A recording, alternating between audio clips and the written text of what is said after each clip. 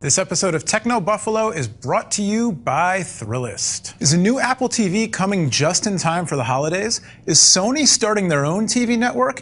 And what does this have to do with the BMW 5 Series? Why does my office suddenly look like a TV studio anyway? It's Techno Buffalo's Rumor Roundup.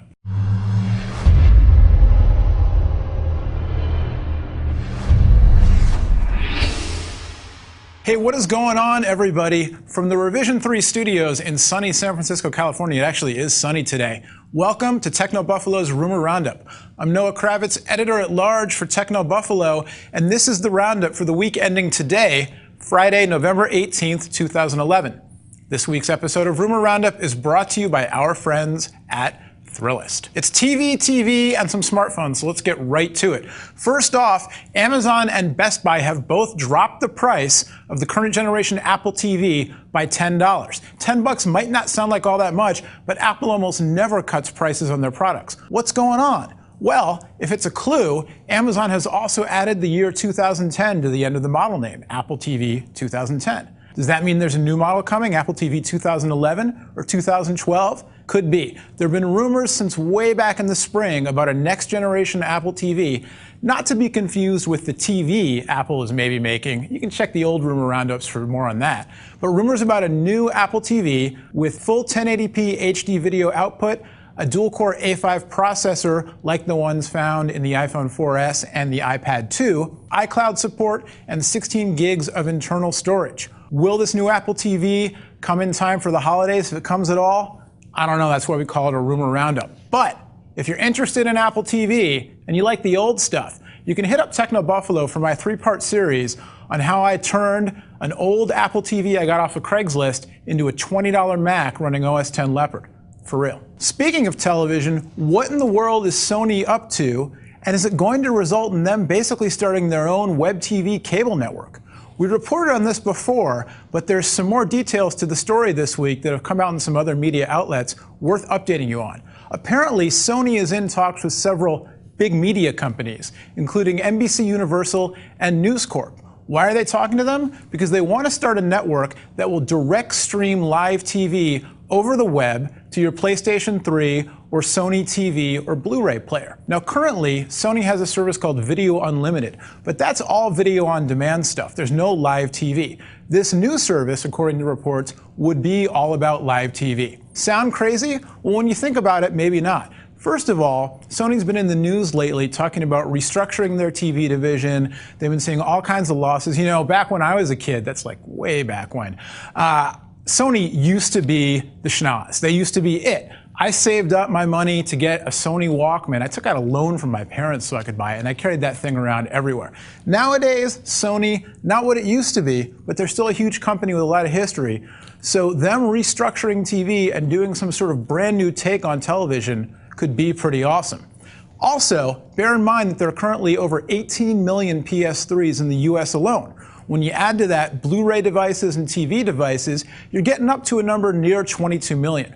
Why is that important? Because Comcast has 22.4 million cable subscribers in the United States. Sony with their 18 million plus could be legit competition for Comcast and other cable networks. You know how you have that one friend who always hooks you up with cool new bands before anyone else has even heard of them? Well, Thrillist is like that, but for cool new stuff to do and places to go. Want to know about a Star Wars burlesque show, a beer garden that screens 80s flicks, or a new restaurant with a sushi robot? Then sign up for Thrillist, a free daily email that sifts through the crap to find the best new bars, restaurants, events, and services. Whatever it is, they promise it won't suck. Hit up Thrillist.com/Buffalo, and you'll start getting Thrillist's sweet knowledge right away. That's Thrillist.com/BUFFALO, Buffalo.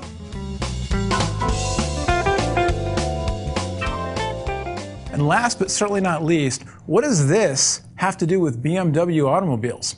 Well, this is the Nokia Lumia 800 smartphone, a Windows Phone-powered device I've been playing with on loan from the folks at Nokia. Just launched, going to be coming out in the UK first and then the US later on. And earlier this week, the general manager of Nokia France, a man by the name of Paul Amselem, I'm sure I pronounced that wrong, sorry Paul, talked about some upcoming products on Nokia's roadmap.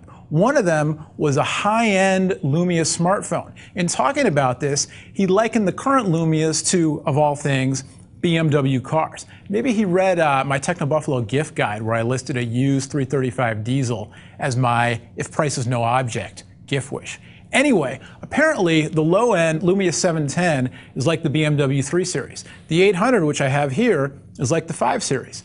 And the forthcoming phone, which will be coming soon, is like the high-end BMW 7 Series. So I don't know what to do, because like I said, I have a 3 Series on my gift list, but I want the high-end phone, and I want it to have a front-facing camera. Anyway, I'm a big fan of the Lumia so far. You can check out my impressions of the device as well as John Rettinger's full review over on Techno Buffalo. And you can also catch up on the stories about a rumored Lumia 800 with LTE support coming to AT&T in the United States. I don't know what this rumored high-end 7 Series-esque Lumia device would have to do with the Lumia 800 running LTE, and if you just bought a Lumia, which aren't even out yet in the United States, and you already heard that a higher-end device was coming, I don't know what you're going to think about that anyway, but that's not my problem because this is a rumor show. Also mentioned was a Windows 8 tablet coming from Nokia, and this one has a time frame, apparently, according to the general manager of Nokia France, June 2012. So whatever all of this means to Nokia's roadmap and that rumored champagne device and whatever else is going on, one thing you can count on for sure, Nokia's going to have a big presence at CES this coming January, which, it being the week before Thanksgiving in the US, is right around the corner. I got to get out of here so I can go get to work on my turkey. Before I do, I want to thank, once again, the folks at Rev3 for having me into the studio. I'm surrounded by internet TV history here. There's a TechZilla logo in the background. There's a Stormtrooper over on the console. I mean, this is where the magic happens. I'm just happy to be here. I also want to thank Thrillist for sponsoring this week's show, and a big shout out to our own Emily Price, who, coincidentally or not, reported on all the stories I talked about today, and then I got to come in front of the camera and just basically paraphrase her reporting. So Emily, good reporting. Thanks. You made my job easier. And as always, Techno Buffalo on Revision 3, 3 times a week. Ask the Buffalo, what's the apps? And oh man, I didn't do my shout. And Rumor Roundup, round them up! Woohoo! It's different in the studio, it echoes.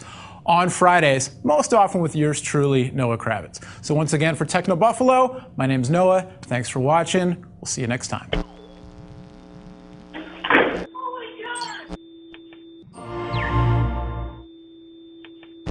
Where am I looking into, by the way? Is the prompter, where the copy is, that's the camera.